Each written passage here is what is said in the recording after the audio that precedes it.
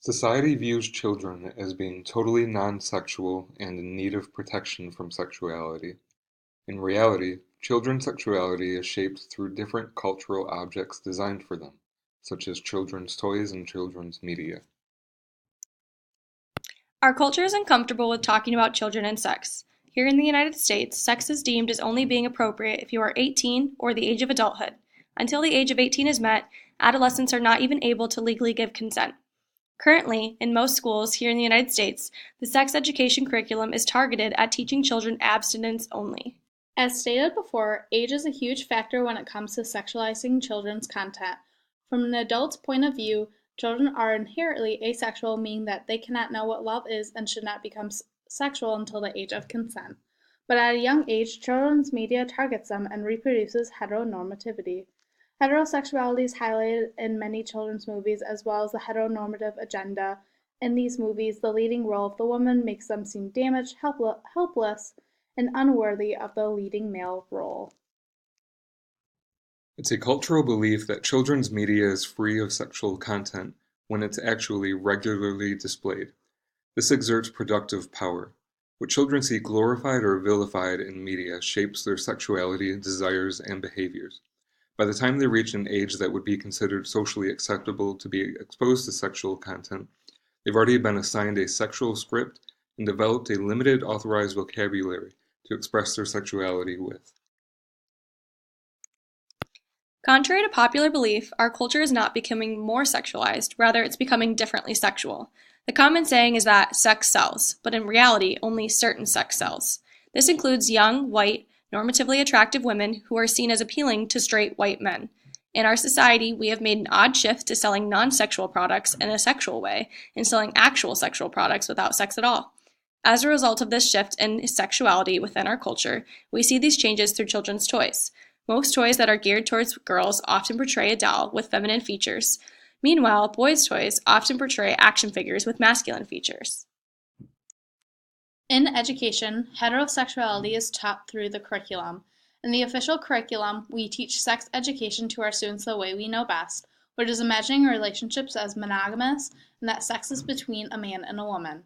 From this, the official curriculum also promotes gender norms that lead to the promotion of the sexual double standard and the idea that men are dominant and women are submissive in the relationship.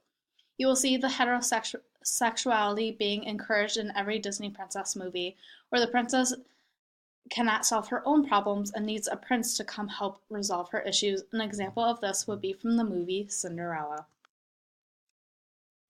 Here in the United States, we see rape as an inevitable part of women's lives. As a result, we have created vulnerable subjecthood, in which a specific language or script has been constructed regarding rape, in which women are seen as inherently vulnerable and weak, whereas men are seen as inherently dangerous. This plays into the sexual double standard in which society views femininity and masculinity and makes society view rape as unpreventable for women. This can be seen in many children's movies, particularly in Disney movies, where the man is depicted as being dangerous and very masculine, whereas the woman is seen as being vulnerable, small, and weak. When we discuss children's media, we have to take a look at what is considered good sexuality and what is considered bad sexuality. In the hierarchical system of sexual value, there is a diagram called the charmed circle. Both marriage and monogamy are found within the inner limit, so it is considered a good and normal part of sexuality. When we take a look at children and how their sexuality is formed through culture and media, there are no children's programs that encourage or even hint at polygamy in or out of marriage. In fact, most children's media encourages them to be alone if you cannot choose between two potential partners. A happy ending in a Disney movie almost always involves a man, a woman, and a wedding. Our society sees heterosexual relationships as doing proper gender, in which the idea lies in which the man is dominant and the woman is submissive. The couples that fit this ideal picture are seen as more acceptable than those that lie outside of this picture. Those that properly do gender are often placed within the charmed circle.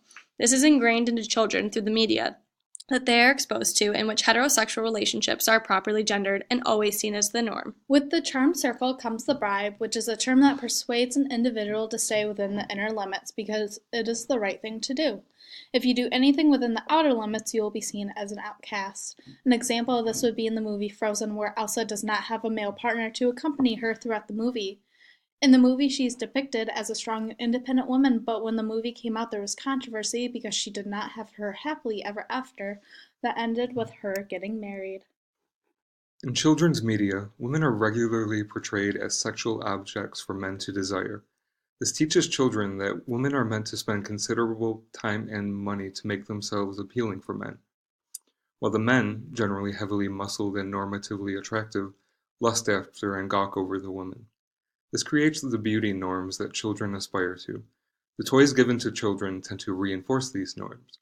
Girls are given dolls to dress up, and boys are given toys that encourage hypermasculinity. You got slipped a roofie, you fell for a cheat. You got really lucky, you've got tiny feet. You've got Stockholm Syndrome, you're a spoiled brat. You had special talents but gave them up like that. Why be confined to be hiding behind true love? Enough, please understand, you don't need a man. You haven't found him yet. When you're involved. The previous video emphasizes the stereotypes and heteronormativity that can be found within children's media and toys. Elsa explains to other princesses that they do not need a man, simply because society tells them that they need to be in a monogamous, heteronormative relationship. Through all the examples that we have given, we argue that children's sexuality is shaped through cultural objects that are targeted towards them, primarily through children's movies and the toys that are made as a result. Right from the beginning, children are taught about heteronormativity and are seen as asexual due to our society's phobia of accepting that children can be sexual. Along with this, we insert proper gender on them through these cultural objects and insist that they remain in the charmed circle and make it known that they will not be accepted if they are outside of this via the bribe.